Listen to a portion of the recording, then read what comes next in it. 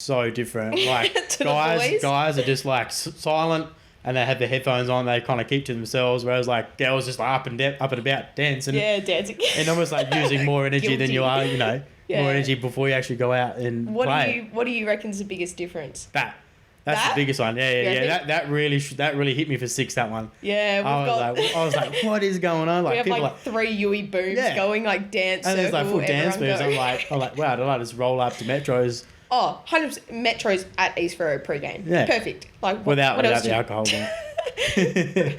Pre-game shots. That and probably there's more now, more so like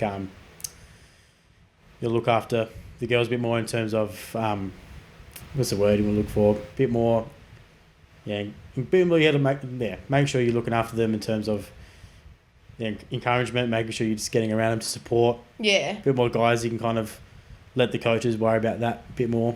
Yeah. But with the girls, everyone's going to make sure you're going around it. Usually with the guys, one person's like, you play good cop, bad cop, more or less. Not all the time, but most of the time you play good cop, bad cop for the guys. Yeah. Usually I'm the bad cop. I could imagine. Fitness coach, bad cop. Always bad cop. Always bad cop. What was your first experience with me, like when I rolled in? I remember the first time I was there, first warm-up, girls were just chatting, and I just pulled the whistle out and just went full drill sergeant. I think because we had all female coaches for a long time, it was like, oh shit. Like, he's blowing his whistle, getting us into line. But I think as I got to know you, I love the way that you literally drilled us. If we weren't hitting those marks, like, you would tell us. Like I said with Webbo and Steph before, like, they would let you know, and that's what everyone needs. You can't sugarcoat stuff. And I think, like, we get along really well. Yeah. And I think that makes it so much more enjoyable. Like, I think you could get along with all the girls, which made it a lot easier. Yeah. I think, there's always different relationships you have with different players, and some of them you don't connect with all of them all at the same time, and you connect with different athletes. Yeah. We're more so than others, but it's more about there's that respect there between athlete and coach, and it goes both ways. You know, if you do what I ask, we don't have to be best mates, but as long as you do what 100%. I say and you do it, and like we'll get along just fine. But I still remember that. Even at times, I look back and it's like, that was like probably not the best move in terms of being so hard so early. But sometimes that's probably stick to the guns. Yeah, I guess it's different, especially because had you ever coached a girls team before? Before that, not. But before that was not last year. Before I was involved with Waste Hockey, but I wasn't coaching them, so I had experience around girls before. But in terms of having a little bit of how many girls we have at training, 30 plus. Yeah, 40, 24 a lot of girls each team or something. Both new coach, you've got to set the standard early.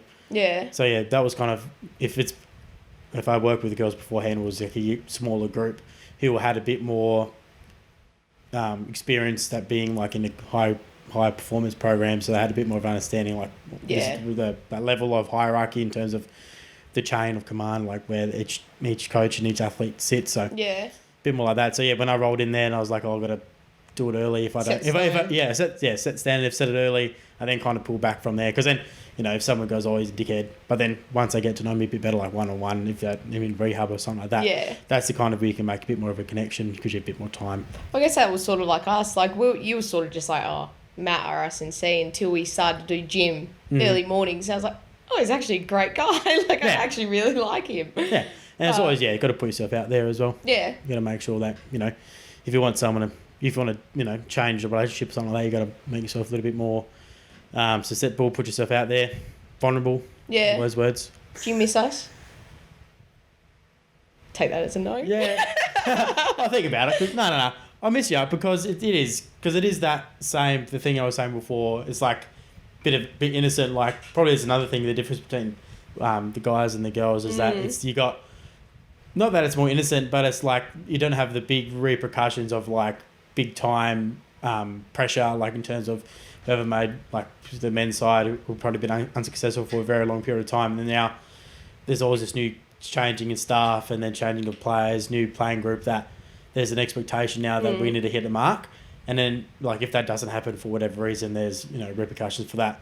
and the same goes for women, but in terms of you girls are still playing for fun. There's not that big time, you know, expectation of, you know, it's grand final or, you know, it's all those things. So a bit more of an innocence on that part, and as well, like, yeah, there's that as well. Like, it's best thing about the girls is that you have fun. Yeah, and you I kind think of get it's... it, and you let it known too. Like, you don't keep your emotions inside. Not that all guys don't do that. It's that more girls let their emotions out. So then it's a bit more. So then I get sucked into the emotion of it as well. And it's like, man, it's like almost reminds Females. me. Yeah. Females. Yeah. It almost reminds me of when I used to play footy. Yeah. A little bit like, and I just love playing footy just because I love footy. Yeah, I guess that's the thing as well. Like, eventually, when the waffle men's and the like, once waffle W gets to the level where the waffle men's is, that's when I guess, because I guess,